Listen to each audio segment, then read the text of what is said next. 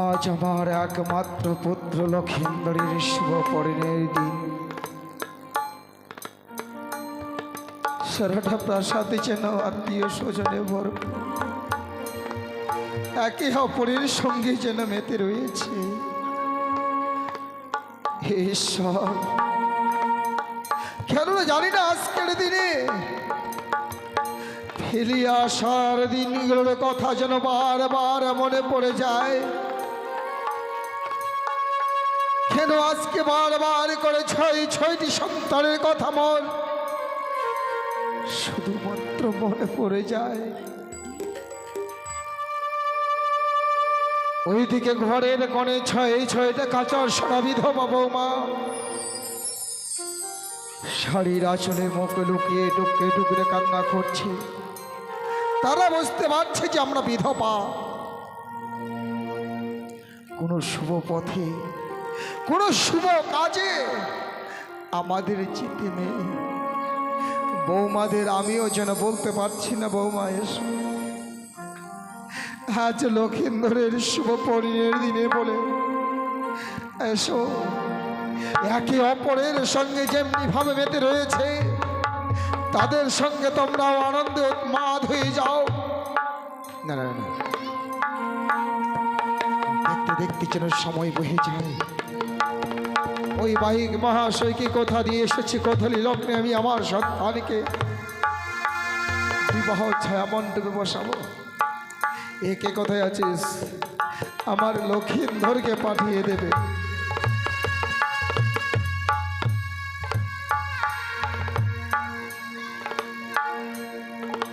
আপনার চরণে প্রণাম জানাই পিতা। আশীর্বাদ করে পুত্র, দীর্ঘায়ু হোক তোমার। বলুন, আপনি আমায় কেন ডেকেছেন?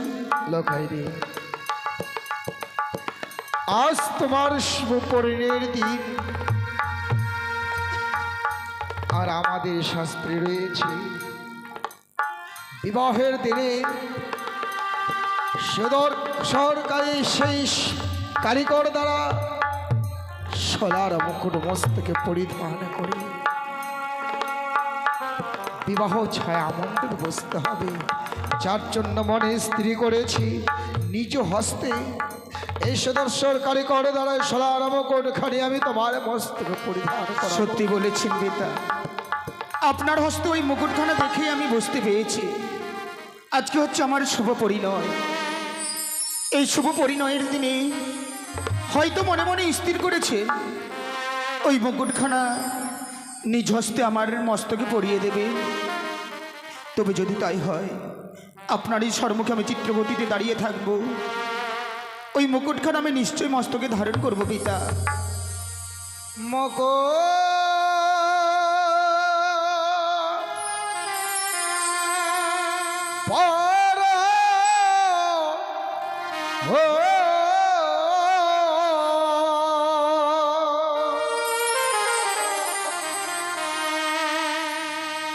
ওরে বাছালো লখা পিতা আমি মকো ভোলাব তোর মস্তকে। না,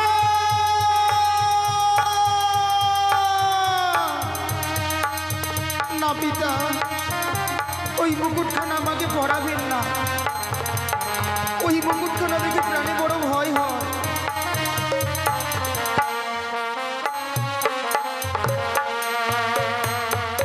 মকো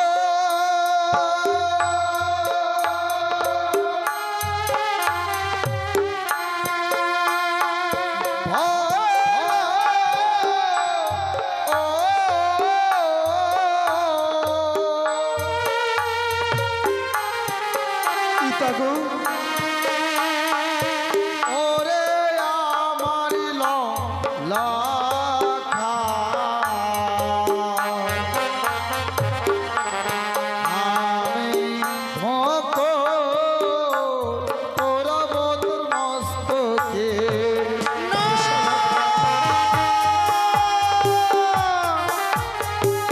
না পিতা,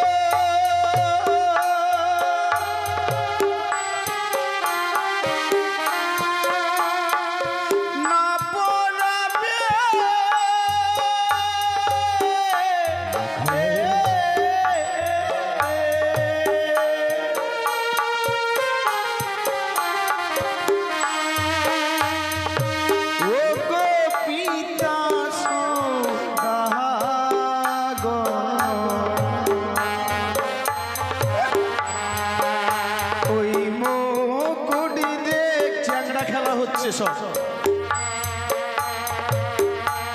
প্রাণে মোরে কাঁদে।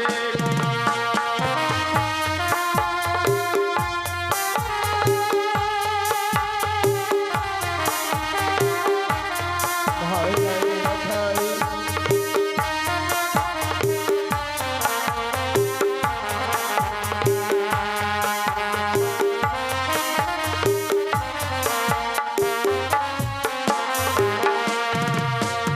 আমি পারবো না পিতা ওই মুকুটখানা পড়তে।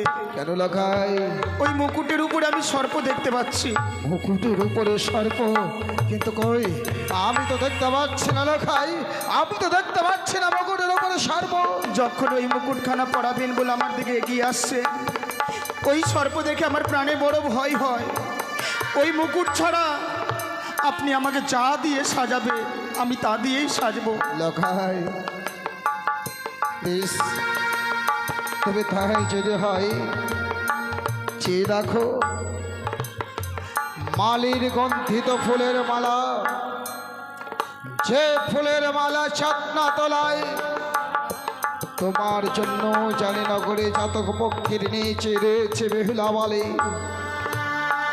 সেই বেহুলা বালিকে সঙ্গে 7 বাঁকে বদ্ধ করে মাল্যদান করতে হবে।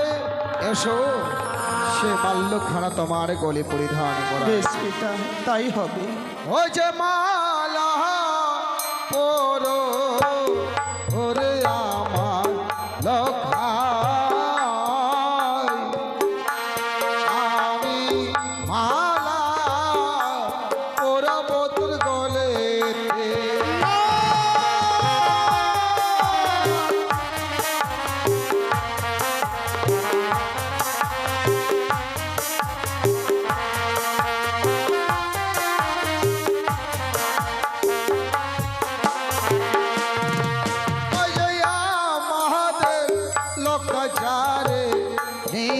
পিতা, আছে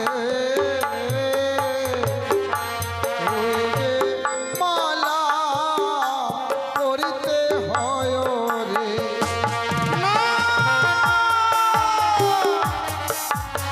আমি পারবো না পিতা, ওই মালাখানা ভাঙতে পারবো না।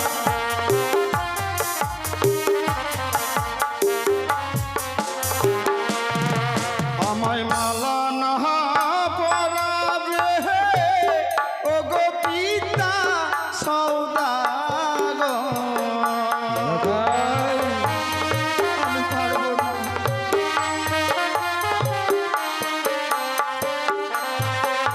আমায় মালা না পরাবে ও গো পিতা সৌদাগর।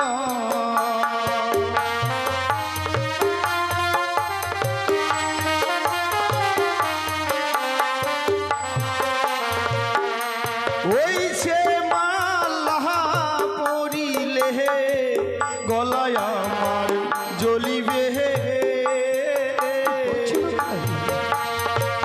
ও গো বাবা, মালা দেখিয়া ভয় লাগে।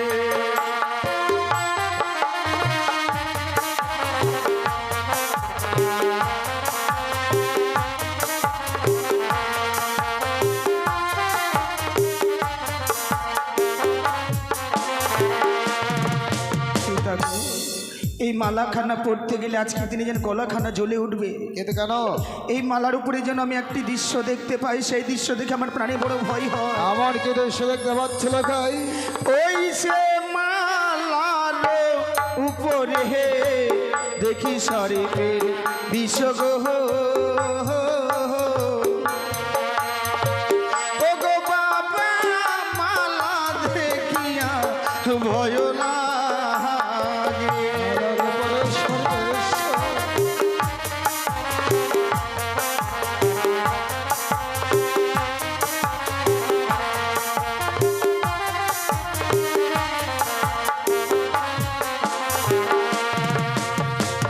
যা দৃশ্য দেখেছিলাম ওই মুকুটের উপরে একই দৃশ্য একই দৃশ্য দেখতে পাচ্ছি এই মালার উপরে। লখাই, হ্যাঁ পিতা, হ্যাঁ। মুকুট মালার উপরে কেন সর্পের দৃশ্য দেখতে পাচ্ছ জানো? কেন পিতা? ওই রাক্ষস শিকারী, ওই রাক্ষস শিকারী অদূর হইতে সর্পের ভয় দেখিয়ে চাইছে তোর বিবাহ ভেঙে দিতে, কিন্তু সে যত চেষ্টা করুক না কেন তার শত চেষ্টায় ব্যর্থ করে দেব। তার আশা কখনো সত্যি হতে দেব না। আমার হাতে হামতলা যষ্টি নাই দেখে অদূর হইতে সর্পের ভয় দেখাচ্ছে। এই তো এই মুহূর্তে হস্ত ধারণ করলাম হামতলা যষ্টি, দেব হামতলা যষ্টি বেলে মুকুট মালার উপরে, তারপরে দেব তোমার মস্তকে আমি মুকুট মালা পরি।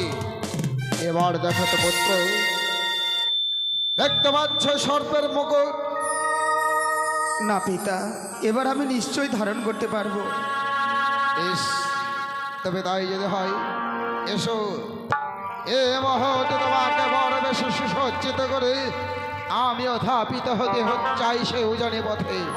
এসো লখাই, ওগো আমার চম্পকনগরের প্রজাবর্গ, ওগো আমার চম্পকনগরের আত্মীয় স্বজন, ওগো আমার চম্পকনগরে মাসিগণ, এই মুহূর্তে আমার সন্তানকে বড় বেশি সুসজ্জিত করব। তাই তোমরা সবাই আমার সন্তানকে উলটধরি হরিধ্বনি দিয়ে আমার সন্তানকে শুধু আশীর্বাদ করবে।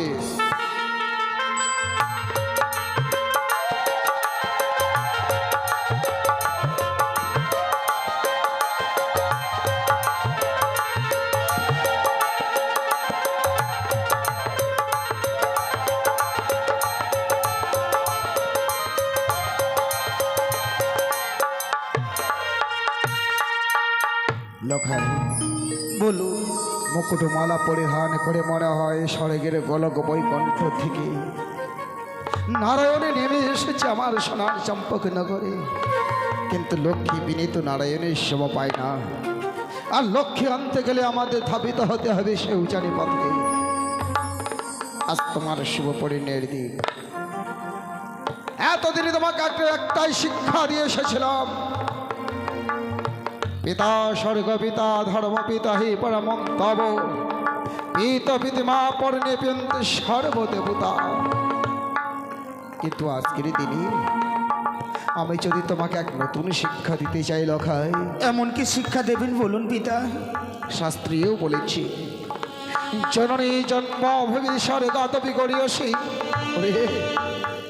কোন শুভযাত্রা পথে অগ্রসর হওয়ার পূর্বে জন্মদাতা পিতা মাতার চরণে প্রণাম জানিয়ে জন্মদাতা পিতা মাতার কাছ থেকে যদি বিদায় নেওয়া যায়, ওই শুভযাত্রা পথে কখনো কোনো বিঘ্ন ঘনে আসে না। তাই আমি চাই এই মুহূর্তে তুমি তোমার গর্ভধারণী জননীর কাছ থেকে বিদায় নিয়ে এসো লখাই। বেশ পিতা, আপনি কিছুক্ষণ অপেক্ষা করেন। এই মুহূর্তে আমি মায়ের কাছ থেকে বিদায় নিয়ে এসে আপনার সঙ্গে ওই উজানি নগরে যাব। হয়তো চলে গেল লখাই, তার গর্ভধারণী জননীর কাছ থেকে বিদায় নিতে আমি বৈবাহিক মহাশয়কে কথা দিয়ে এসেছি। গধালি লগ্নে আমি আমার সন্তানকে বিবাহ এমন বসাবো। শুধু তাই নয়, 101টা খেবর্ণে বরযাত্রা আমায় সুসজ্জিত করতে হবে না। ধাপিত হই আমি সুসজ্জিত করি 101টা খেবর্ণের বরযাত্রা।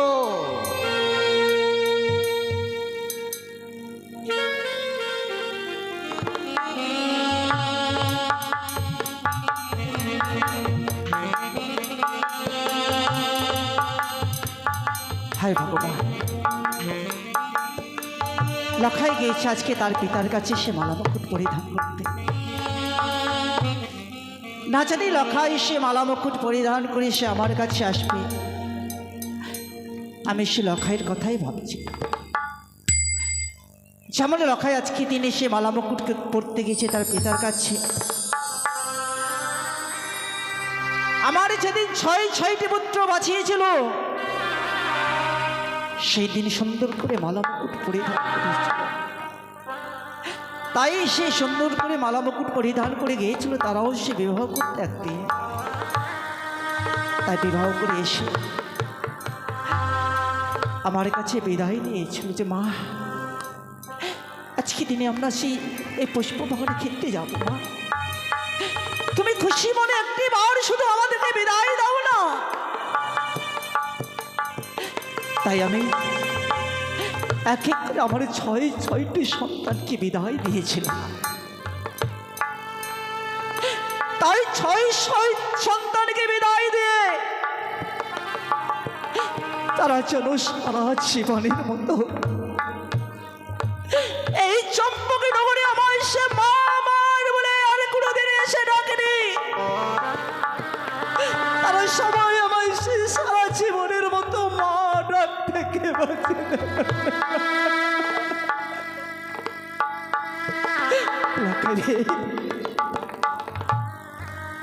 আজকের দিনে তুই বড় বেশ সাজিয়ে দিয়ে আমার কাছে বিদায় নিতে আসিস নে লেখায়। আজকের দিনে যদি আমার কাছে তুই বিদায় নিতে আসিস তোকে আমি কোনোদিনের জন্য আশ্রমে বিদায় দিতে পারবো না রে। মা, ও মা, লেখায় এ লেখা, আমি তোরই কথা এতক্ষণ ধরে ভাবছিলাম। সে না জানে আজকের দিনে আমার কাছে লেখায় আসবে। লেখায় রে, আজকের দিনে কত সুন্দর তোকে দেখতে লাগছে।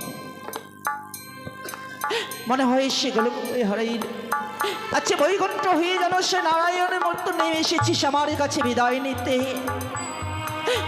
লেখাই,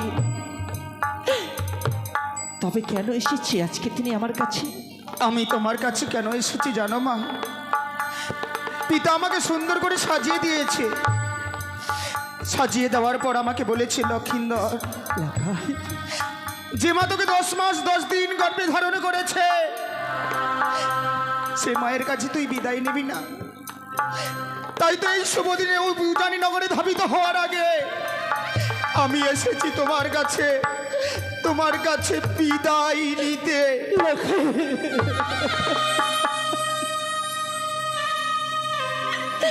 আজকের দিনে যে আমার কাছে তুই বিদায় নিতে এসেছিস লেখায়, আমি যে তোকে বিদায় দিতে পারবো না রে লেখা। আমাকে যে বিদায় দিতেই হবে মা। পিতাকে বলে এসেছে আমার জন্য প্রথমা যে 101টি বরযাত্রী নিয়ে অপেক্ষা করছে।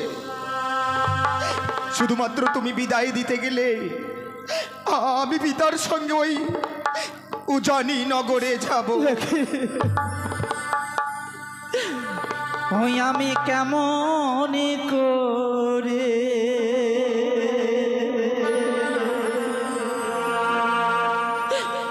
দিব বিদায়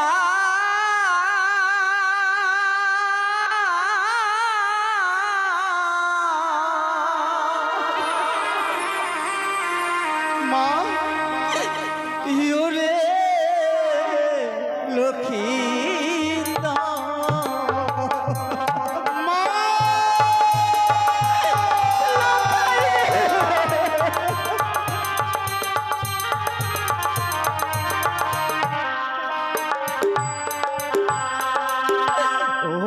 আমি কেমন করে দিব বিদায়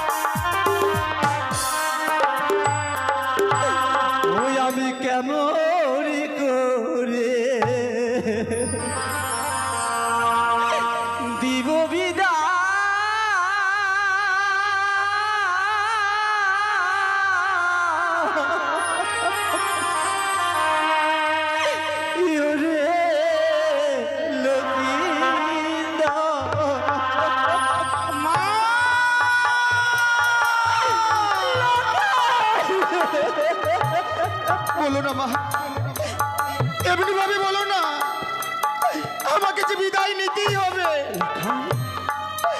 একটিবারে তুমি আমাকে বিদায় দাও, জানি নগরে আমি যাব।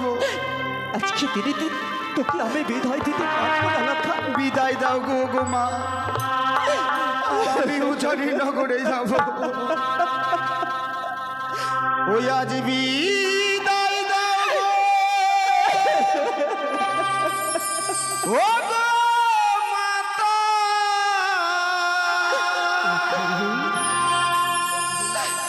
বিদায় দাওয়া মারে গো, যাব জানিতে।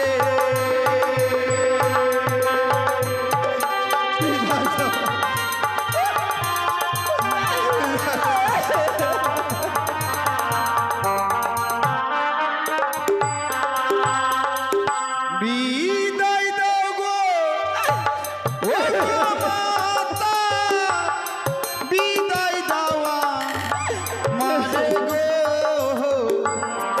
যাবো জানিতে।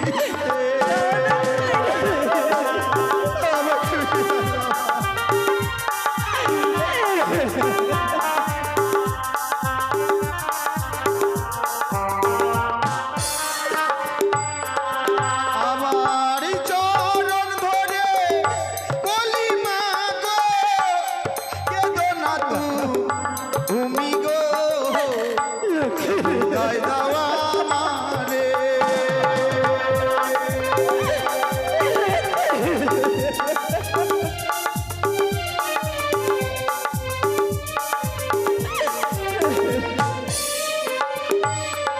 আমার হায়র দারুণ বিধি কি আছে গো পালে গো, বিদায় দাও আমারে।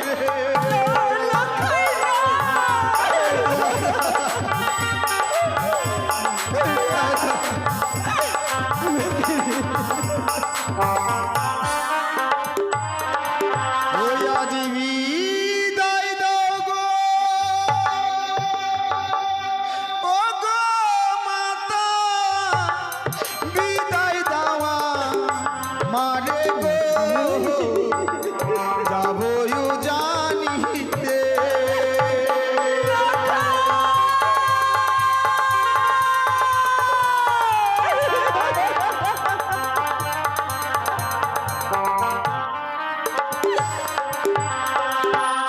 আমাকে একটিবার বিদায় দাও মা, আর যদি আজকের দিন আমাকে বিদায় না দাও আমি কি করব জানো? কি করবে লক্ষা? আমি যাব না ওই পিতার সঙ্গে উজানি নগরে বিবাহ করতে। যেই মালা মুকুট দিয়ে আমাকে সাজিয়ে দিয়েছিল পিতা, সেই মালা মুকুট আমি খুলে ফেলে দিলাম। চলো মা চলো, তুমি আমাকে লুকিয়ে রাখবে তোমার কাছ থেকে, যেন পিতা আমাকে কিছুতেই না নিয়ে যেতে পারে ওই উজানি নগরে। বেশি আজকে দিনে যখন তুই আমার এই কথা তোর সঙ্গে রাখা আছি, যখন তোর মালা মুকুটি সব খুলে ফেলে রাখা, একটিবার শুধু তোর গর্ভধারিণী মায়ের সেবক্ষ মাঝে আসবি, আমার সুন্দর ছোট্ট শাড়ির অঞ্চল দিয়ে তোকে আমি ঢাকিয়ে রাখবো লখায়। আজকের দিনে আমি তোকে বিদায় দিতে পারবো না। আই লখায়,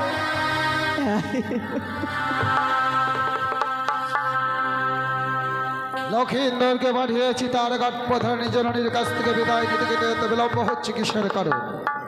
না, একবার বুঝিয়ে দিয়ে দেখি। লখাই, লখাই, লখাই, এ কি করেছো তুমি? তোমাকে বলেছিলাম বিদায় নিতে তোমার গর্ভধারিণী জননীর কাছ থেকে, এসে কি দেখছি তুমি মুকুট মালা খুলে ফেলেছো? মানে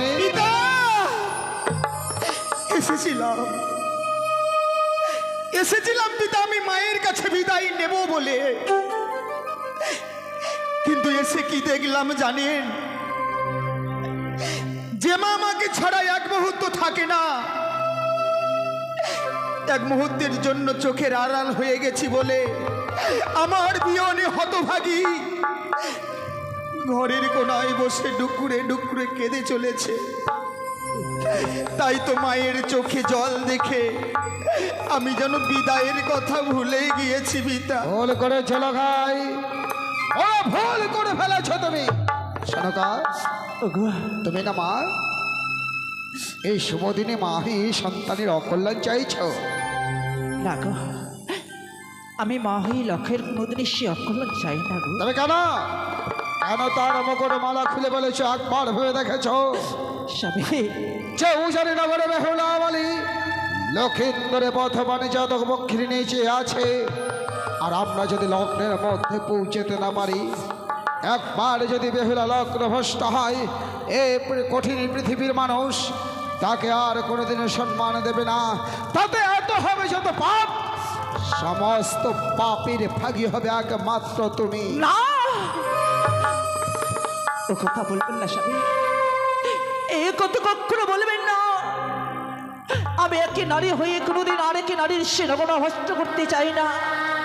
আজকে দিনে লক্ষাই আমার কাছে বিদায় নিতে এসেছিল বলে থেকে আজকে আমি লক্ষাইকে কেন বিদায় দিতে পারিনি জানো? কেন?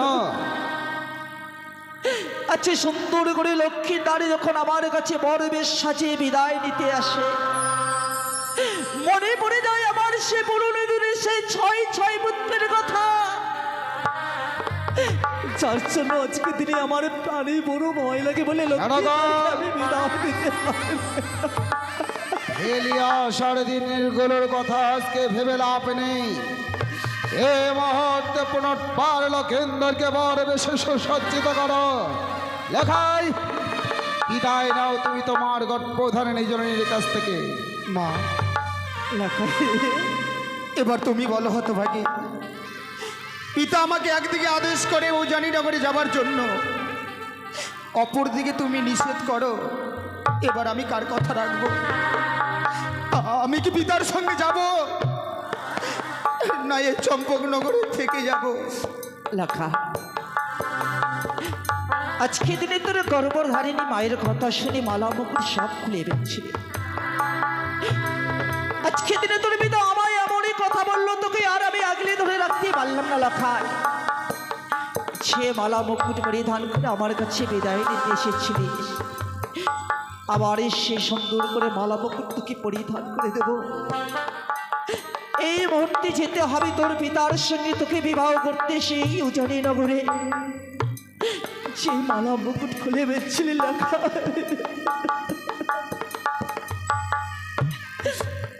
আমি আমার দুর্গর্ভধারীর মা হয়ে সুন্দর করে তোকে মালা মুকুট পরিধান করে দেব। বদলে তোকে আমি বিদায় দেব লেখা।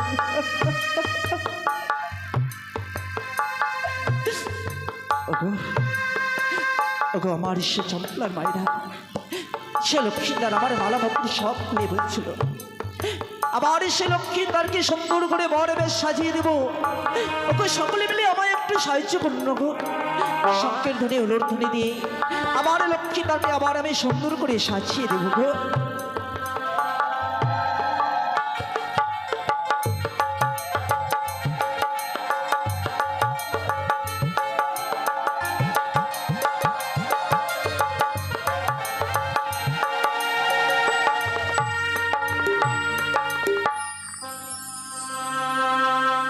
বিদায় দাও মা। লেখায়, শুধুমাত্র একটি নিশির জন্য আমি যাচ্ছি। একটি নিশি পেরিয়ে গেলে আবার তোমার সন্তান তোমার কোলে ফিরে আসবে। আমি শুধু একাই নই মা, সঙ্গে করে এই রাজপ্রাসাদের লক্ষ্মীকে আমি নিয়ে আসবো। তুমি বরণডালা নিয়ে অপেক্ষা করবে। একটি নিশি পেরিয়ে যাওয়ার পর আবার আমি ফিরে আসবো। বিদায় দাও ও মা জননী,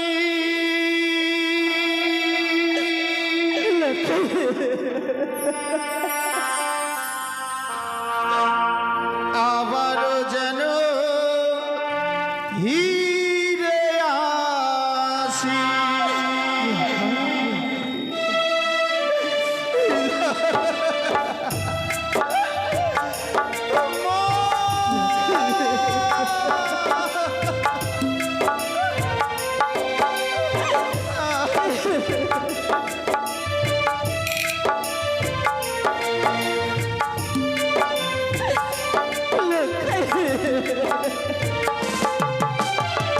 বিদায় দাও ও মা জননী মা আমার যেন ফিরে আসি বিদায় দাও ও মা জননী মা আমার যেন ফিরে আসি তোমার কথা পড়লে মনে দু চোখে মোর জল ঝরে তোমার কথা পড়লে মনে দু চোখে মোর জল ঝরে অমন করে পিছু হইতে দেখো না মা। বিদায় মা লাখাই বিদায় এই বিদের কথা বলিস না লাখাই। আমি আবার ফিরে আসবো আবার যেন ফিরে আসি বিদায় দাও ও মা জননী মা, আবার যেন ফিরে আসি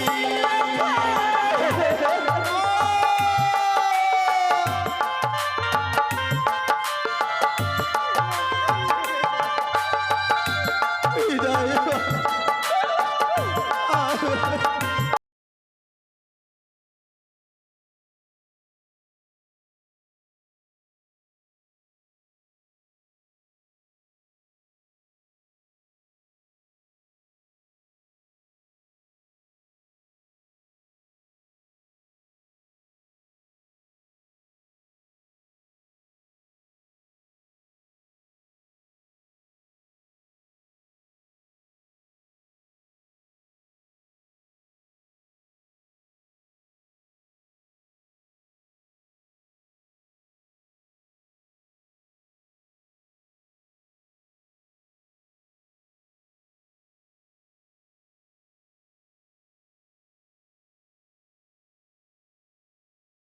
মা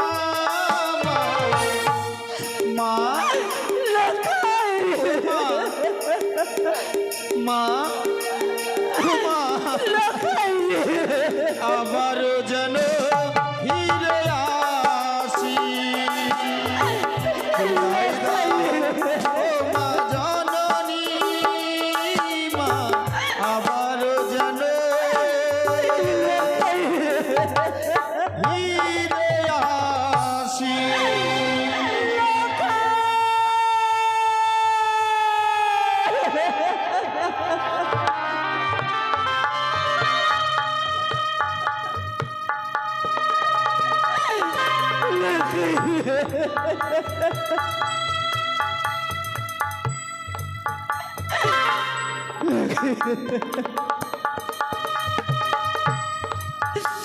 চলে গেল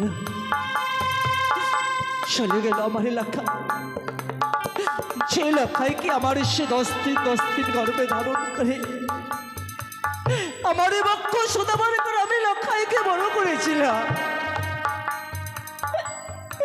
সে লক্ষায় যেন চলে গেল সে আমায় ছেড়ে নেবে লক্ষাই আমি শুধু তোমাদের সে পথবাণী চেয়ে থাকবো সকলে আসবে সে ব্যবহার করে সে উজানি নগর থেকে সুন্দর করে আমার সে বরণ ডালা দিয়ে বরণ করে নিয়ে আমার সে সুন্দর এই চম্পলা রাজে প্রাসাদে আমি বরণ করে রাজ সিংহাসনে বসে আমার বাকি জীবনটা যেন আমি কাটিয়ে দিতে পারি লক্ষা